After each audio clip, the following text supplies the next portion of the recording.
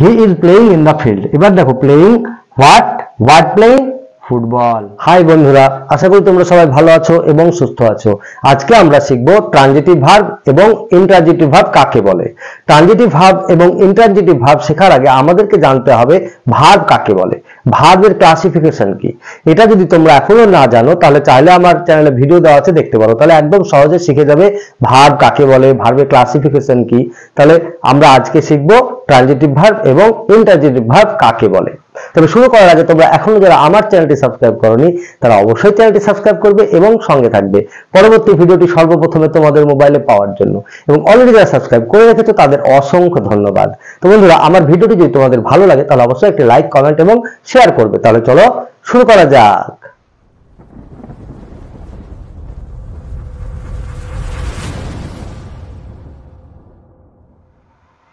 তো বন্ধুরা, আজকে আমরা ট্রানজিটিভ ভার্ব এবং ইন্ট্রানজিটিভ ভার্ব শিখবো। তাহলে চলো দেখে নিই। তো বন্ধুরা, আজকে আমরা ট্রানজিটিভ ভার্ব এবং ইন্ট্রানজিটিভ ভার্ব কি সেটা শিখবো। দেখো, প্রথমে আমাদেরকে জানতে হবে ট্রানজিটিভ ভার্ব কাকে বলে এবং ইন্ট্রানজিটিভ ভার্ব কাকে বলে।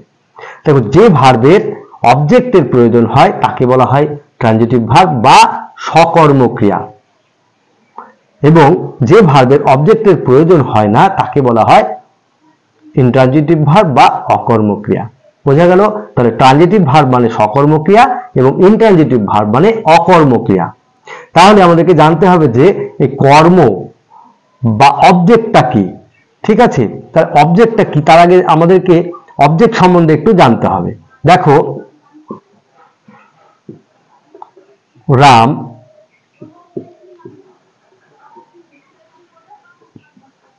প্লেজ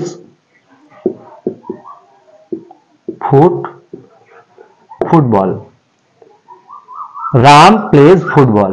এখানে দেখো, প্লেজ কি একটা ভার্ব, ফুটবল একটা কি অবজেক্ট। এখানে আমরা এটাকে অবজেক্ট বলবো, কারণ প্লেজ মানে খেলা।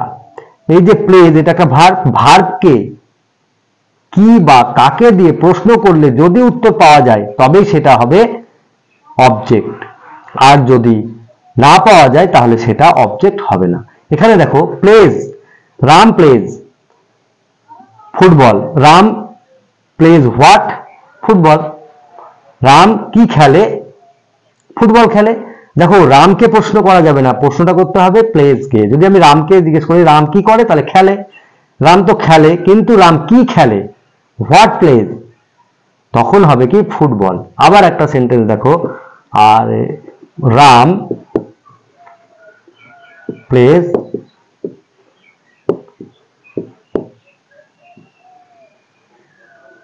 Field. Ram plays in the field. তাহলে রাম খেলে, প্লেজ মানে খেলে, ইন দ্য ফিল্ড। তাহলে Ram plays what plays? Ram কি খেলে? In the field. রাম কি মাঠ খেলে? মাঠ খেলে না। আরেকটা প্রশ্ন হয়, রাম কাকে খেলে? হোম। তাহলে এখানে এই দুটো প্রশ্নের উত্তরই কিন্তু ইন দ্য ফিল্ড অ্যান্সার আসছে না। সুতরাং ইন দ্য ফিল্ড কখনোই একটা অবজেক্ট হবে না। বোঝা গেল? অবজেক্ট হতে গেলে সবসময় কি বা কাকে দিয়ে প্রশ্ন করে যদি উত্তর পাওয়া যায় তবেই সেটা অবজেক্ট হয়, তাছাড়া সেটা অবজেক্ট হয় না। কি হয়? কমপ্লিমেন্ট। এই কথাটা সবসময় মনে রাখবে, ইন দ্য ফিল্ড একটা অবজেক্ট নয়, এটি একটি কমপ্লিমেন্ট। ঠিক আছে? Ram plays in the field, এটা অবজেক্ট হবে না। তাহলে প্লেজ হয়ে গেল কি এখানে? Intransitive verb. আর এখানে হয়ে গেল ট্রানজিটিভ ভার্ব। প্লেজ ফুটবল, কি খেলে? ফুটবল খেলে। যে কাজ মানে অ্যাকশনটা মানে খেলা, যে অ্যাকশন সেটা রিসিভ করে কি? ফুটবল। এখানে ফুটবল হয়ে গেল রিসিভার। সুতরাং ফুটবলের উপরে খেলাটা বর্তাচ্ছে, ফুটবল হয়ে গেল প্লের অবজেক্ট। ঠিক আছে?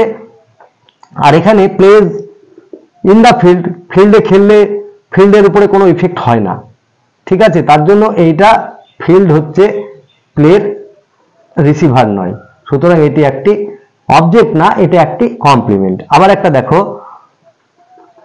Ram plays football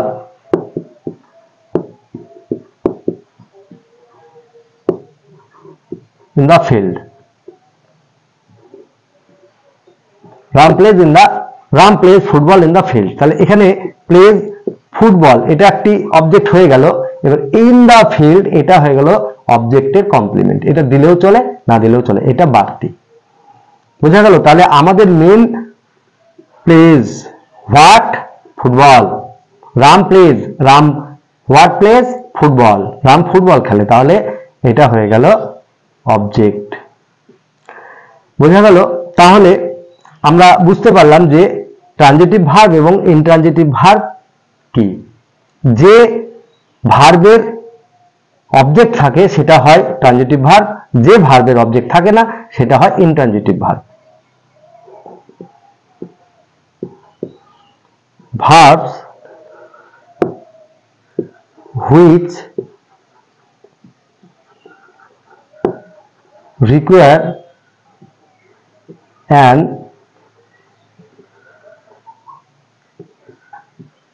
object are called transitive verb.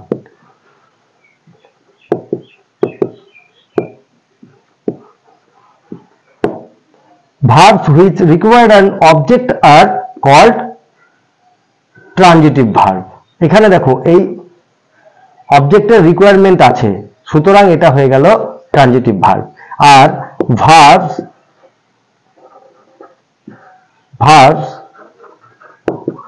which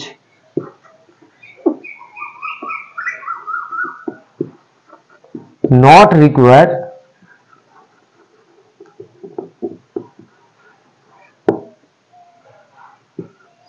an object are called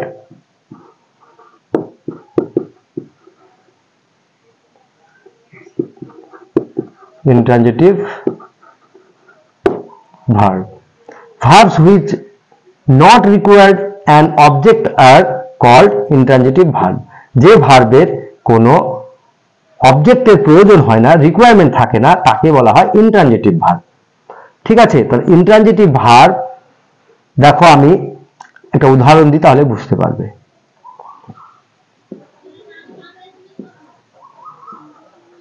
Ram is sleeping. Ram is sleeping. Ram ঘুমোচ্ছে। রাম কি ঘুমোচ্ছে এটা কোনো প্রশ্ন হয় না। Sleeping is always intransitive verb. Sleeping মানে ঘুমোচ্ছে। রাম কি ঘুমোচ্ছে, রাম কাকে ঘুমোচ্ছে, এই ধরনের কোনো প্রশ্নই এর সঙ্গে স্যুট করে না। এই ধরনের প্রশ্ন করলে এ থেকে কোনো অ্যান্সার পাওয়া যাবে না, সুতরাং এটি একটি ইনট্রানজিটিভ ভার্ব। ঠিক আছে? I go to school. I go to school. Go হলো একটি verb. Go, I go to school. তাহলে আমি কি যাই, কোনো অ্যান্সার নেই। আমি কাকে যাই, কোনো অ্যান্সার নেই। তাহলে কি বা কাকে দিয়ে প্রশ্ন করে অ্যান্সার পাওয়া যাচ্ছে না। কিন্তু এখানে ভার্বের পরে আমরা শিখেছি কি, ভার্বের পরে যেটা বসে সেটা অবজেক্ট, এটা আমরা শিখেছিলাম আগে। কিন্তু অনেকেই দেখবে ভাববে যে এটা হলো অবজেক্ট, কিন্তু এটা অবজেক্ট নয়, এটি হলো কমপ্লিমেন্ট। গো টু স্কুল, কে যায়, রাম, আমি যাই। কাকে যাই, কোনো অ্যান্সার নেই, এবং কি যায় তাও অ্যান্সার নেই। এখানে আছে অ্যান্সার কি, কোথায় যাই, স্কুলে যাই। কোথায়, তাহলে কোথায় দিয়ে প্রশ্ন করে যে অ্যান্সার পাওয়া যায় সেটা হয় অ্যাডভার্ব। তাহলে এই যে two school, go to school, school এখানে হলো একটি অ্যাডভার্বের কাজ করছে। এটা একটি নাউন, যদিও নাউন তবুও কিন্তু এখানে একটি অ্যাডভার্বের কাজ করছে। কোথায় দিয়ে প্রশ্ন করলে যে অ্যান্সার পাওয়া যায় সেটাই হয় অ্যাডভার্ব। ঠিক আছে? প্লেস অফ অ্যাডভার্বের মধ্যেই পড়ে। তাহলে স্কুল এটা একটি অ্যাডভার্ব, সুতরাং অ্যাডভার্ব কখনোই অবজেক্ট হতে পারে না, এটা আমরা জানি। অ্যাডভার্ব অবজেক্ট হয় না, অবজেক্ট বা সাবজেক্ট সবসময় নাউন এবং প্রোনাউন দিয়েই হয়। সুতরাং গো একটি ইনট্রানজিটিভ ভার্ব। ঠিক আছে? তাহলে স্লিপিং, গো, কাম, সিট, ডাই, লাভ, এগুলো সবই হলো ইনট্রানজিটিভ ভার্ব। দেখো আমি ইনট্রানজিটিভ ভার্ব কি কি আছে আমি কয়েকটা নাম লিখে দিই, তাহলে তোমরা বুঝতে পারবে। তো বন্ধুরা একটা কথা মনে রাখবে, ট্রানজিটিভ ভার্বেরই শুধুমাত্র ভয়েস চেঞ্জ হয়, ইনট্রানজিটিভ সেন্টেন্সের ভয়েস চেঞ্জ হয় না।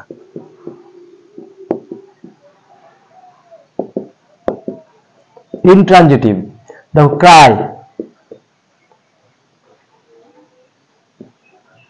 গো, কাম,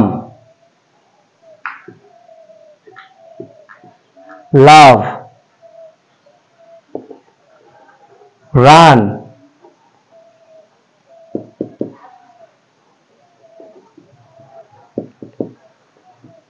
স্ট্যান্ড, স্লিপ ইত্যাদি, এগুলো পিওর ইনট্রানজিটিভ ভার্ব। এগুলোতে কোনো অবজেক্টের প্রয়োজন হয় না। বোঝা গেল? এই ভার্বগুলোতে কোনো অবজেক্টের প্রয়োজন হয় না, এরা অবজেক্ট ছাড়াই একটা মিনিং কমপ্লিট করে, সুতরাং এরা হয় ইনট্রানজিটিভ ভার্ব। এবার দেখো ট্রানজিটিভ ভার্বের কিছু এক্সাম্পল আমি দিই। ট্রানজিটিভ ভার্বের অবশ্যই অবজেক্টের প্রয়োজন হবে এবং সেটি ডাইরেক্ট অবজেক্ট হতে হবে। দেখো অবজেক্ট দুই রকম, একটা ডাইরেক্ট একটা ইনডাইরেক্ট। যদি কি দিয়ে প্রশ্ন করে আনসার পাওয়া যায় সেটা হয় ডাইরেক্ট অবজেক্ট, এবং যদি কাকে দিয়ে প্রশ্ন করে এবং যে উত্তর পাওয়া যায় সেটা হয় ইনডাইরেক্ট অবজেক্ট। ঠিক আছে, এটাও আমি একটা দেখাচ্ছি, দেখো তাহলে বুঝে যাবে। দেখো ব্রিং,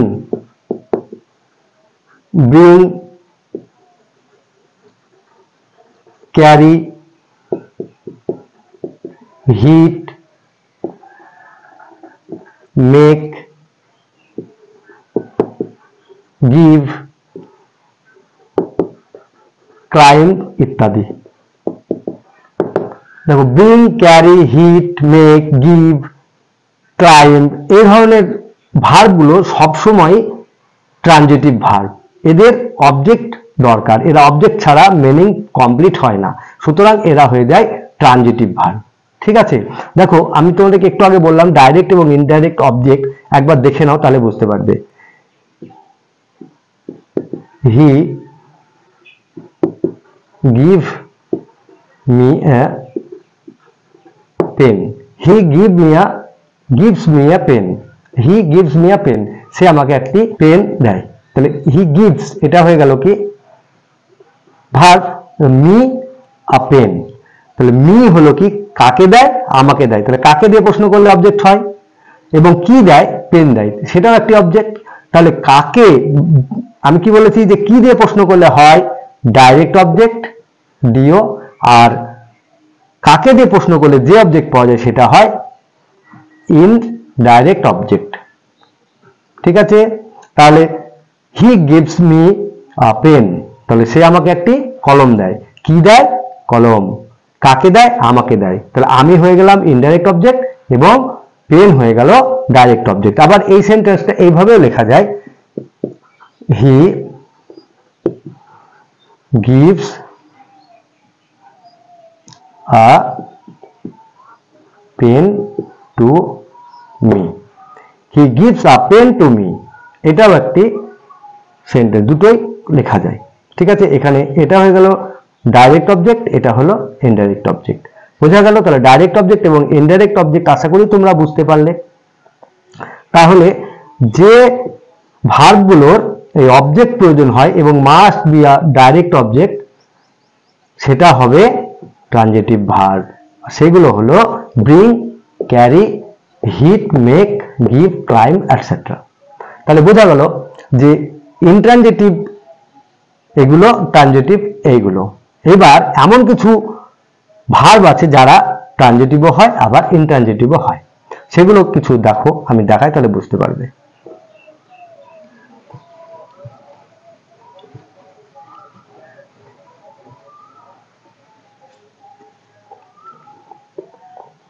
দেখো he is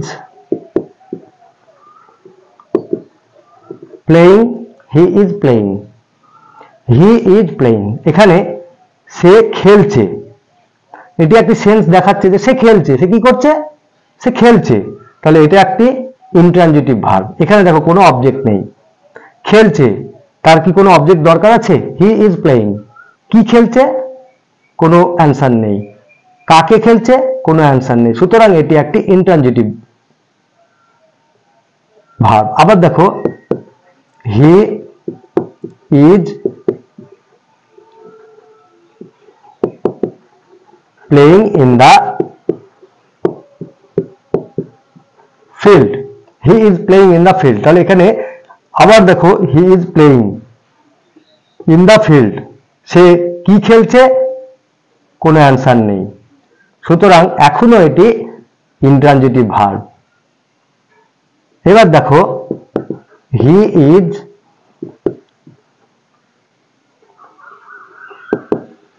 playing football in the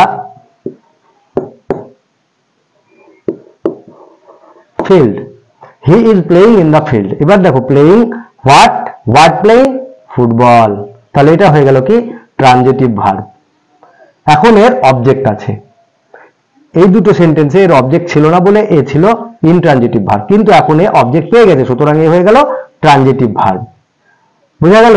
তাহলে যখন ভার্বের একটি ডাইরেক্ট অবজেক্ট থাকবে তখন সেটা হয়ে যাবে ট্রানজিটিভ ভার্ব, আর যখন ভার্বের ডাইরেক্ট অবজেক্ট থাকবে না তখন সেটা থাকবে ইনট্রানজিটিভ ভার্ব। আরো একটি উদাহরণ দেখো, রাম ইজ